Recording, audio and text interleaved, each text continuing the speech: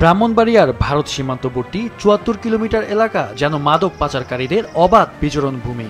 কসবা সীমান্তে পুটিয়া, মাদলা, আখাউড়ার সেনাবাদী হীরাপুর, বিজয়নগর উপজেলার হরসপুর সিঙ্গার বিল সহ বিভিন্ন এলাকা দিয়ে ভারত থেকে অবাধে আসছে ফেন্সিডিল, গাঁজা, ইয়াবা, আফিম সহ বিভিন্ন নেশাজাতীয় দ্রব্য।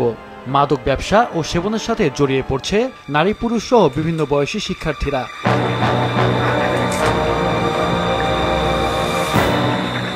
প্রশাসনের চোখ এড়িয়ে মাদকের চালান ঢাকা সহ দেশের বিভিন্ন স্থানে পৌঁছে দিচ্ছে মাদক পাচার সিন্ডিকেট।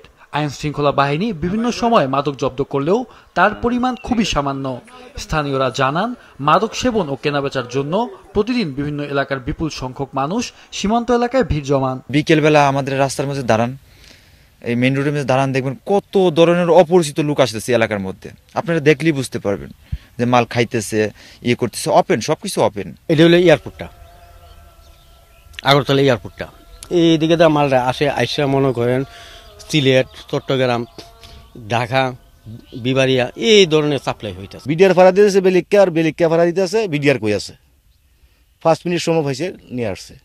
তো আমরাও চাই যে সমাজটা মাদক মুক্ত।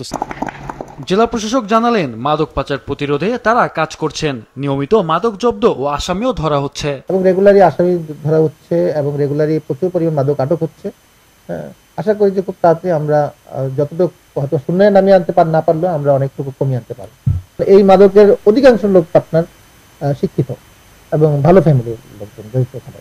তো এই জন্য এটা একটা পারিবারিক শিক্ষাটা একটা বড় গুরুত্বপূর্ণ বিষয়। আর দ্বিতীয় হচ্ছে আমাদের যেহেতু আইনি ভাবে প্রতিদিনই আমার মোবাইল কোটা হচ্ছে, সীমান্তগুলো চৌকিগুলো আরেকটু ছোট করে নিয়ে আসতে হবে।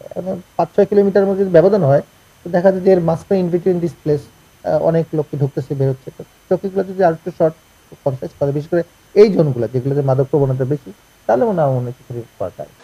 আইন শৃঙ্খলা বাহিনী মাদক পাচার রোধে প্রয়োজনীয় পদক্ষেপ নেবেন, এমনটাই প্রত্যাশা সাধারণ মানুষের। মাহফুজুল হাসান, মাছরাঙা নিউজ ডেস্ক।